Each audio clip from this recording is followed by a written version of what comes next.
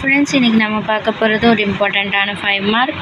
இந்த 5 மார்க் பார்க்குறதுக்கு முன்னாடி நம்ம சேனல் சப்ஸ்கிரைப் பண்ணிக்கோங்க. எம்எஸ்சி மேத்ஸ் படிக்கிறவங்களும் நம்ம சேனல் ரொம்பவே ஹெல்ப்ஃபுல்லாக இருக்கும். இன்றைக்கி நம்ம பார்க்க போகிறது காம்ப்ளெக்ஸ் அனாலிசிஸ் யூனிட் 1ல் ஒரு முக்கியமான 5 மார்க் தியரம் 3.3.2. இந்த 5 மார்க் யூனிட் 1 நார்மாலிட்டி அண்ட் காம்பேக்ட்னஸை பற்றி விவரிக்கிற மாதிரியான 5 மார்க். ஸோ டோட்டலி பவுண்டட்னஸ்க்கும் காம்பேக்ட்னஸ்க்கும் இருக்கிற ரிலேஷன்ஷிப்பை விலாவரியாக எக்ஸ்பிளைன் பண்ணுறது தான் இந்த தியரத்தோட வேலை. ஒரு ஃபேமிலியவே நம்ம டோட்டலி பவுண்டட்னு சொல்லணும். அண்ட் அந்த டோட்டலி பவுண்டடாக இருக்கிறதுக்கும் காம்பேக்ட் செட்டுக்கும் என்ன சம்மந்தம் அப்படின்றத நம்மளுக்கு புரிய வைக்கிறது தான் இந்த தியரத்தோட வேலை. ஸோ இப்போது the family script F is totally bounded if and only if to every compact set E contained in omega and every epsilon greater than 0, it is possible to find that F1 to Fn's belong to script F such that every F belongs to script F satisfies D of F comma Fj less than epsilon on E for some Fj. So ஒரு ஃபேமிலியவே நம்ம totally bounded, family script FA நம்ம totally பவுண்டட்னு சொல்கிறதுக்கு ஒரே ஒரு காரணம் மட்டும்தான் இருக்க முடியும். அது என்ன காரணம்னா, அந்த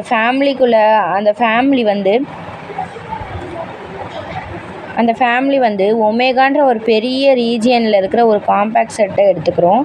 அந்த காம்பேக்ட் செட்டுக்குள்ளே நிறைய F1, F2, F3, Fn சொல்லி நிறைய ஃபங்க்ஷன்ஸை சூஸ் பண்ணிக்கிறோம். அந்த ஃபங்க்ஷன்ஸ் எல்லாம் ஸ்கிரிப்ட் எஃப்குள்ளே இருக்குது. அதாவது இந்த ஸ்கிரிப்ட் எஃப்குள்ளே இருக்கிற எல்லா ஃபங்க்ஷன்ஸோடைய கலெக்ஷன்ஸ் தான் காம்பேக்ட் செட் இ. இந்த ஃபங்க்ஷன்ஸோடைய கலெக்ஷன்ஸ் வந்து எப்படி இருக்கணும்னா, இந்த ஸ்கிரிப்ட் எஃப்ன்ற ஃபங்க்ஷனுக்குள்ளே இருக்கிற கலெக்ஷன்ஸ் எஃப் எல்லாம் எப்படி இருக்கணும்னா, இந்த காம்பேக்ட் செட் ஈக்குள்ளே ஏதாவது ஒரு smallest distance epsilon which is greater than 0வாக இருக்கணும். அந்த ஸ்மாலஸ்ட் டிஸ்டன்ஸ் வந்து அந்த ஸ்மாலஸ்ட் டிஸ்டன்ஸ்குள்ளே அடங்குற மாதிரி இந்த ஸ்கிரிப்ட் எஃப்லேருந்து எடுத்துக்கிட்ட எஃப்பில் இருக்கிற ஃபங்க்ஷன்ஸோடைய கலெக்ஷன்ஸோட ஒவ்வொரு ஃபங்க்ஷனையும் எஃப்ஐயும் F1ஐயும் எஃப்ஐயும் F2ஐயும் இந்த மாதிரி ஒரு பொதுவான ஃபங்க்ஷன் கூட இந்த ஃபங்க்ஷனுக்குள்ளே இருக்கிற ஒவ்வொரு சின்ன சின்ன ஃபங்க்ஷன்ஸையும் நம்ம வந்து சேர்த்து டிஸ்டன்ஸ் கண்டுபிடிக்கும் போது நம்மளுக்கு கிடைக்கிற டிஸ்டன்ஸ் நம்ம எடுத்துக்கிட்ட இந்த ஸ்மாலஸ்ட் டிஸ்டன்ஸை விட கம்மியாக தான் இருக்கணும். இந்த ஸ்மாலஸ்ட் டிஸ்டன்ஸ் ஈன்ற காம்பேக்ட் செட்டுக்குள்ளே இருக்கணும். அதாவது ஈன்ற காம்பேக்ட் செட்டுக்குள்ளே இந்த ஃபங்க்ஷன்ஸ் எல்லாம் வரணும். இந்த ஃபங்க்ஷன்ஸ் எல்லாமே ஈன்ற காம்பேக்ட் செட்டுக்குள்ளே வரும்போது இது ஸ்கிரிப்ட் எஃப்பில் இருக்கிற ஒரு பொதுவான எஃப்போட நாம் வந்து டிஃப்ரென்ஸ் கண்டுபிடிக்கும் போது டிஸ்டன்ஸ் செக் பண்ணும்போது அந்த distance of F and FJ வந்து லெஸ் தேன் எப்சிலான் ஆன் ஈயாக இருக்கணும். ஸோ இதோடைய டிஸ்டன்ஸ் வந்து ஈக்குள்ளே இருக்கணும். அந்த ஈக்குள்ளே இருக்கிற டிஸ்டன்ஸோடைய வேல்யூ வந்து லெஸ் தேன் எப்சிலானாக இருக்கணும் ஃபார் சம் எஃப்ஜே. எஃப்ன்ற சின்ன சின்ன குட்டி குட்டி ஃபங்க்ஷன்ஸோடைய கலெக்ஷன் ஆஃப் செட்டு தான் வந்து ஈன்ற காம்பேக்ட் செட். ஸோ இந்த ஈன்றதை காம்பேக்ட் செட்டுன்னு சொல்லணுன்னா, காம்பேக்ட் செட்னால் நம்மளுக்கு என்னன்னு தெரியணும். ஒரு செட்டை நம்ம காம்பேக்ட் செட்டுன்னு சொல்லணுன்னா அந்த set if and only if it is complete and totally bounded. இதை பற்றி தெரிஞ்சுக்கணுன்னா நம்மளோட பழைய வீடியோஸ் பார்த்து இந்த ஸ்டேட்மெண்ட்டை எப்படி கரெக்டுன்னு சொல்கிறோம் அப்படின்றது நம்மளுக்கு ஆல்ரெடி தெரிஞ்சிருக்கணும். ஸோ ஒரு காம்பேக்ட் செட், அதாவது இந்த செட்டு வந்து காம்பேக்ட் செட் அப்படின்னு சொல்கிறதுக்கு நம்மளுக்கு ஒரு கண்டிஷன் இருக்குது. என்ன கண்டிஷன்னா, இந்த செட்டு கம்ப்ளீட்டாகவும் இருக்கணும், டோட்டலி பவுண்டடாகவும் இருக்கணும். அப்போது இதுலேருந்து நம்மளுக்கு என்ன தெரியுது, இந்த செட்டு டோட்டலி பவுண்டடாக இருந்தால் மட்டும்தான் இதுக்குள்ளே இருக்கிற ஃபங்க்ஷன்ஸ் எல்லாத்தையும் கலெக்ட் பண்ணியிருக்கிற அந்த ஸ்கிரிப்ட் எஃப்ன்ற ஃபேமிலி வந்து டோட்டலி பவுண்டட்னு நம்மளுக்கு ப்ரூவ் ஆகும். ஸோ இதை வச்சு காம்பேக்ட்னஸ், டோட்டல் பவுண்டட்னஸ், ஒரு ஃபேமிலியோட வேலை, நார்மாலிட்டி, அதுக்கப்புறமா ஒரு செட்டை வந்து டோட்டலி பவுண்டட்னு சொல்லணுன்னா அது கம்ப்ளீட்டாகவும் நார்மலாகவும் இருக்கணும். ஒரு செட்டை கம்ப்ளீட்டுன்னு சொல்லணுன்னா அது நார்மலாகவும் டோட்டலி பவுண்டடாகவும் இருக்கணும். ஸோ இந்த மாதிரி நார்மாலிட்டி, கம்ப்ளீட்னஸ், டோட்டல் பவுண்டட்னஸ் இது எல்லாத்த பற்றியும் ஒரு கிளாரிஃபைடு டெஃபினேஷன் நம்மளுக்கு கொடுக்கறதுக்கு தான் இந்த தியரம் நம்ம படிக்கிறோம். இப்போது நம்ம ஸ்கிரிப்டெஃப்ன்ற ஃபேமிலியை டோட்டலி பவுண்டட்னு சொல்கிறதுக்கு முன்னாடி ஸ்கிரிப்டெஃப்ன்ற ஃபேமிலியை பற்றி நம்மளுக்கு இன்னொரு விஷயம் என்ன தெரியும், ஸ்கிரிப்டெஃப்ன்ற ஃபேமிலி டோட்டலி பவுண்டடாக இருந்துச்சுன்னா அது வந்து கண்டிப்பாக நார்மலாக இருக்கும். ஸோ நார்மாலிட்டியில் நம்மளுக்கு என்ன தெரியும், ஒரு நார்மல் ஃபேமிலியில் நம்மளுக்கு ஸ்கிரிப்டெஃப் பற்றி என்ன தெரியும், நார்மல் ஃபேமிலியில் நிறைய ஒரு சப்சீக்வன்ஸ் இருக்கும்னு தெரியும். ஸோ ஒரு சப்சீக்வன்ஸ் இருந்துச்சுன்னா அந்த சப்சீக்வன்ஸ் வந்து கன்வர்ஜ் ஆகக்கூடிய சீக்வன்ஸாக இருக்கும் அண்ட் அதோடைய டிஸ்டன்ஸ் வந்து லெஸ் தேன் எப்சிலானாக இருக்கும். இந்த எல்லா விஷயமுமே நம்மளுக்கு தெரியும். ஸோ ஒரு ஸ்கிரிப்டெஃபை டோட்டலி பவுண்டட்னு சொல்லும்போது டோட்டலி பவுண்டட்ன்ற வார்த்தைக்கு என்ன அர்த்தம், டோட்டலி பவுண்டட்னா ஒரு செட்டை எப்போ நம்ம டோட்டலி பவுண்டடுன்னு சொல்லுவோம்னா அது சுற்றி இருக்கிற அந்த செட்டை சுற்றி இருக்கிற ஃபங்க்ஷன்ஸ் எல்லாமே வந்து ஒரு பால் ஃபார்ம் பண்ணணும். அந்த பாலால் அந்த ஃபங்க்ஷன்ஸை கவர் பண்ணியிருக்கணும். அந்த பாலால் ஈன்ற செட்டை கவர் பண்ணியிருக்கணும். அந்த எல்லா பால்ஸோடைய ரேடியஸுமே லெஸ் தேன் எப்சிலானாக இருக்கணும். அதாவது ஒரு சின்ன டிஸ்டன்ஸ் ரேடியஸ் இருக்கக்கூடிய பாசிட்டிவ் ரேடியஸ் இருக்கக்கூடிய எப்சிலான்ஸால் உருவாக்கப்பட்ட பால்ஸாக அது இருக்கணும். அந்த மாதிரி பால்ஸால் கவர் பண்ணப்பட்ட ஒரு செட்டை தான் நம்ம டோட்டலி பவுண்டடுன்னு சொல்லுவோம். இங்கே ஸ்கிரிப்டெஃப்ன்ற ஃபேமிலியை நம்ம டோட்டலி பவுண்டடுன்னு சொல்லணும்னா அந்த ஃபேமிலிக்குள்ளே இருக்கிற ஒரு எலிமெண்ட்டும் வந்து ஒரு செட்டை ஃபார்ம் பண்ணணும். அந்த செட்டு தான் ஸ்மால் எஃப்ன்ற ஃபங்க்ஷன். இந்த ஸ்மால் எஃப்ன்ற ஃபங்க்ஷனும் நம்மளுக்கு ஸ்கிரிப்டெஃப்பில் இருக்கும்போது இந்த செட்டுக்குள்ளே இருக்கிற radius of F J is less than எப்சிலானாக இருக்கணும். இது ரோன்றது ரேடியஸை குறிக்குது. ஸோ இதோடைய ரேடியஸ் லெஸ் தேன் எப்சிலானாக இருக்கணும் ஃபார் சம் எஃப்ஜே. ஒவ்வொரு எஃப்ஜேக்கும் நம்ம எஃப் கூட சேர்த்து ரோ கண்டுபிடிக்கும் போது அதோடைய வேல்யூ வந்து லெஸ் தேன் எப்சிலானாக இருக்கும். So rho of F FJ உடைய ஃபார்முலா நம்ம இங்கே எழுதலாம். ஸோ இப்போ நம்மளுக்கு எஃப்ஜேக்கு பதிலாக நம்ம எஃப்ஜேவை வந்து ஜீன்னு சேஞ்ச் பண்ணி நம்ம ஃபஸ்ட்டு அதுக்கு வந்து நம்ம ஒரு ஃபார்முலா கண்டுபிடிக்கிறோம். இந்த ஃபார்முலா எப்படி வந்துச்சு, ரோ ஆஃப் எஃப்ஜேனா எஃப்ஜேவை எப்படி எஃப்ஜியாக மாற்றிருக்கோம், இது எல்லாத்துக்குமே நான் ஒரு ஷார்ட்ஸ் வீடியோஸ் போட்டிருக்கேன். அந்த வீடியோ பார்த்து இந்த விஷயம் எப்படி வந்துச்சுன்னு நம்ம தெரிஞ்சுக்கோங்க.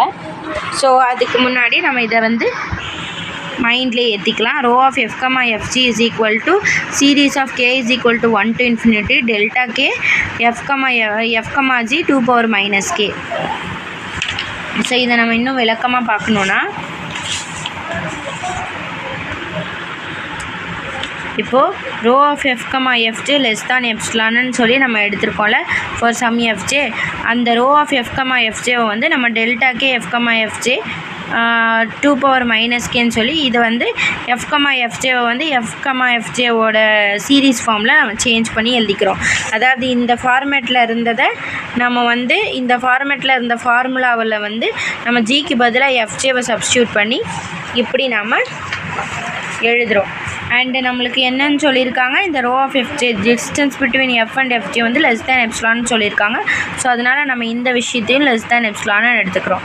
இங்கே இருக்கிற சீரீஸ் என்னாகும், சீரீஸ் அந்த பக்கம் போயிடுச்சுன்னா காணாமல் போயிடும். ஸோ அதனால் சீரீஸை வந்து நம்ம 1 tends to infinity எடுக்காமல் வெறும் delta K of F J 2⁻⁻k epsilon less than எப்சிலான்னு எடுத்திருக்கோம். இந்த 2⁻⁻k அந்த பக்கம் போச்சுன்னா டெல்டா கே எஃப்ஜேன்னு வரும். டெல்டா கே எஃப்ஜேக்கு என்ன அர்த்தம்னா சுப்ரீமம் ஆஃப் டெல்டா வந்து இதை எப்படி எழுதுனாங்கன்னா சுப்ரீமம் ஆஃப் டெல்டான்னு எழுதலாம். இது எல்லாமே வந்து இதை பற்றி நம்மளுக்கு ஃபுல்லாக தெரிஞ்சுக்கணுன்னா நான் போட்டிருக்க ஷார்ட்ஸ் வீடியோவை போய் பாருங்கள். அதோட லிங்க் நான் டிஸ்கிரிப்ஷனில் கொடுக்குறேன்.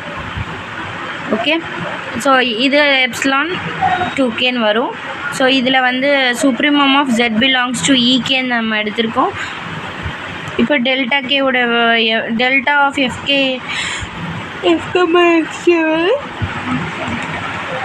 எப்சிலான் டாட் 2k ஆன் ஈகேன்னு வந்துடும்.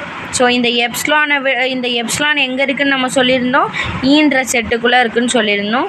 இங்கே 2k எப்படி வந்துச்சு, எல்லாமே நம்மளுக்கு வந்து இது டெல்டாவாக மாறும்போது இங்கே 2 பவர் k வந்துச்சு. இது எல்லாமே வந்து நம்ம ஷார்ட்ஸ் வீடியோஸில் போய் பாருங்கள். அதுக்கப்புறமா இது ஈகேன்ற செட்டுக்குள்ளே இருக்குது. ஈகேன்ற செட்டு எங்கே இருக்குது? ஈன்ற செட்டுடைய ஒரு சப்செட்டு.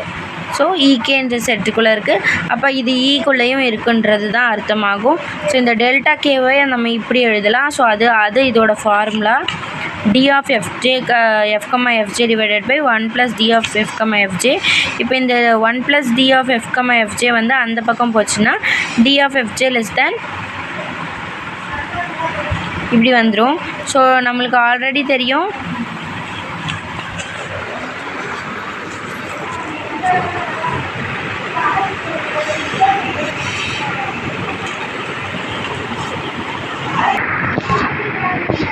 இந்த 1 plus d of fj இந்த பக்கம் வச்சுட்டு 1 plus d of f, j வந்து அந்த பக்கம் கொண்டு போயிட்டோன்னா அது வந்து இந்த 1 plus d of f, fjன்றது வந்து இந்த d of fj f, fjன்றதும் e power 2k epsilon power 2kன்னு ஆயிடும். So 1 plus d of f, fj வந்து 1 minus epsilon 2k ஆயிரும். ஸோ இது எல்லாமே வந்து ஒரு புது ஸ்மாலஸ்ட் டிஸ்டன்ஸாக மாறி எப்சிலான் டேஷ்ன்னு நம்ம இதுக்கு பேர் வைக்கிறோம். அப்போ d of f, fj less than epsilon டேஷ்ன்னு ஆயிரும். இதுவும் எப்சிலான் மாதிரி ஒரு ஸ்மாலஸ்ட் டிஸ்டன்ஸ் கிரேட்டர் தேன் 0. இப்படி d of f, fj less than epsilon on any compact set E for some fj. So நம்ம E டேஷையும் எப்சிலான் டேஷையும் எப்சிலான்னு சொல்லி நம்ம இதுலேருந்து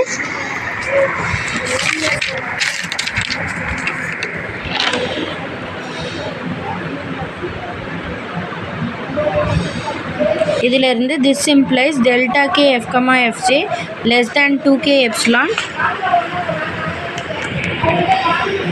or delta f, fj less than 2k epsilon on ek. If we fix k beforehand, we can thus delta f, fj arbitrarily small on ek, and the same is true for d of f, fj. This proves that the condition is necessary. So necessary part of this நம்ம prove பண்ணிட்டோம். எப்படி prove பண்ணோன்னா ஃபேமிலியை totally பவுண்டட்னு வச்சுக்கிட்டு இந்த விஷயத்தை நம்ம prove பண்ணிட்டோம். இப்போ நம்ம என்ன பண்ணணும்? இந்த விஷயத்தை ட்ரூன்னு எடுத்துக்கிட்டு இந்த விஷயத்தை ப்ரூவ் பண்ணணும். இந்த விஷயத்தை கிவன் எடுத்துக்கிட்டு இந்த விஷயத்தை ப்ரூவ் பண்ணணும் சஃபிஷியன்ட் பார்ட்டில். ஸோ இப்போ நம்ம சஃபிஷியன்ட் பார்ட்டுக்குள்ளே போகலாம். ஸோ இந்த விஷயத்தை ப்ரூவ் பண்ணியாச்சுக்கோ. இப்போது to prove sufficiency we choose k naught so that 2 power minus k naught less than e epsilon by 2. நம்ம k நாட்டுங்கிற ஒரு எலிமெண்ட்டை சூஸ் பண்ணணும். அந்த k நாட் இருந்தால் தான் நம்மளால் 2 power minus k naught less than epsilon by 2ன்னு நம்ம கொடுக்க முடியும். ஸோ இப்படி நம்ம அசியூம் பண்ணி இப்படி நம்ம எடுத்துக்கிட்டோம். நம்மளோட அசம்ஷன் பண்ணி we can find that f1லேருந்து fn வரைக்கும் நம்மளால் நிறைய ஃபங்க்ஷன்ஸை கண்டுபிடிக்க முடியும்.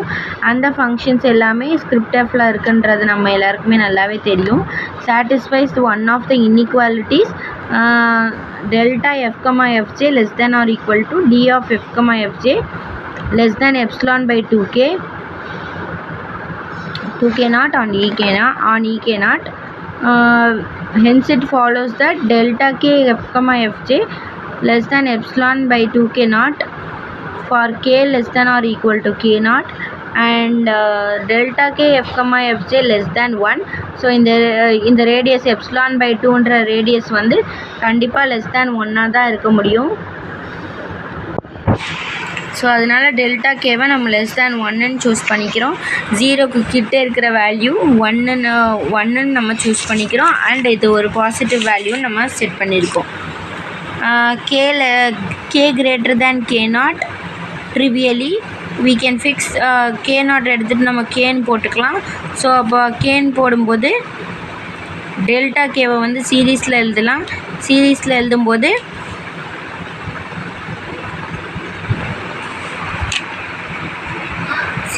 எழுதும்போது அதை ரெண்டாக பிரிக்கிறோம். கேவை விட k naught சின்னதுன்றதுனால K1லேருந்து K0 வரைக்கும் ஒரு குரூப்பாக பிரிக்கிறோம். அதுக்கப்புறமா K0லேருந்து K0+1லேருந்து இன்ஃபினிட்டி வரைக்கும் ஒரு குரூப்பாக பிரிக்கிறோம். ஸோ அப்படி பிரித்து 2 சீரீஸாக நம்ம பிரித்து எழுதுகிறோம். அப்போ 2 சீரீஸாக பிரித்து எழுதும்போது ரோவோட value less than the left hand சைடுன்னு வந்துடும். ஸோ லெஃப்ட் ஹேண்ட் சைடை விட ரோவோட வேல்யூ சின்னதுன்னு வரும். அப்படி சின்னதுன்னு வரும்போது நாம் இந்த 2ஆக பிரித்து வச்சதுலேருந்து டெல்டா கேக்கு அந்த வேல்யூ நம்ம சப்ஸ்டியூட் பண்ணுறோம் ε/2k0 அண்ட் இந்த டெல்டா கேக்கு நம்ம 1ன்னு சப்ஸ்டியூட் பண்ணியிருக்கோம். ஏன்னா இது <1 இது <2k0. ஸோ அப்படின்னு நம்ம சப்ஸ்டியூட் பண்ணுறோம். இந்த விஷயத்தை வச்சு k<k0 நம்ம எடுத்துக்கும் போது Kலேருந்து K0க்குள்ளே இருக்கிற வேல்யூ 1லேருந்து K0க்குள்ளே இருக்கிற வேல்யூக்கு வந்து நம்ம ε/2k0ன்னு வச்சுருக்கோம். Kலேருந்து K0 வரைக்கும் வர வேல்யூவுக்கு நம்ம 1ன்னு வச்சுருக்கோம். ஸோ அதனால் இங்கே ε/2k0 அண்ட் 1ஐயும் நம்ம சப்ஸ்டியூட் பண்ணிவிட்டு ε/2k0 × k0 அண்ட் இதை அப்படியே நம்ம சீரீஸை வந்து எக்ஸ்பேண்ட் பண்ணி எழுதியிருக்கோம். ε/2 × 1/2k0 ப்ளஸ் இங்கே இருக்கிற k0 கேன்சல் ஆகிட்டு ε/2ன்னு வந்துடும். 1/2k0 இப்படி வரும், 1/2² அப்படி வரும். வந்ததுக்கப்புறமா இதுவும் ε/2ன்னு மாறிடும். 2 ε/2வும் ஆட் ஆகும்போது நம்மளுக்கு கிடைக்கும். ஸோ ஃபைனலி நம்மளுக்கு என்ன கிடச்சிருக்கு, ரோவோட value radius between f and fj வந்து less than epsilon நமக்கு கிடச்சிரும். hence the proof is proved. So அதாவது நம்ம இதில் பண்ணது எல்லாமே ஸ்டார்டிங்கில் என்ன பண்ணணும், டோட்டலி பவுண்டட்னு எடுத்துக்கும் போது நம்ம radius of f, fj less than எப்சிலான்னு எடுத்துக்கிட்டு டிஸ்டன்ஸ் பிட்வீன் f, fj வந்து எப்சிலான்னு ப்ரூவ் பண்ணோம். இது எப்போது நெசசரி பார்ட்டில் ஸ்கிரிப்ட் எஃப் டோட்டலி பவுண்டட்னு எடுத்துக்கிட்டப்போ நம்ம வந்து distance between f and fj வந்து லெஸ் தேன் எப்சிலான்னு ப்ரூவ் பண்ணோம். இப்போ கான்வர்ஸ் பார்ட்டில் நம்ம என்ன ப்ரூவ் பண்ணோம், சஃபிஷியன்ட் பார்ட்டில் distance between f and fj வந்து லெஸ் தேன் எப்சிலான்னு எடுத்துக்கிட்டு லெஸ் தேன் ε/2k0ன்னு எடுத்துக்கிட்டு நாம் வந்து radius between f and fj less than எப்சிலான்னு ப்ரூவ் பண்ணோம். ஸோ இதுதான் இதோடைய மொத்த தியரத்தோடைய கான்செப்ட். இந்த வீடியோ பிடிச்சிருந்தா லைக் பண்ணுங்கள், சப்ஸ்கிரைப் பண்ணுங்கள், நம்ம சேனலில் எல்லாருக்கும் ஷேர் பண்ணுங்கள். Thank you so much.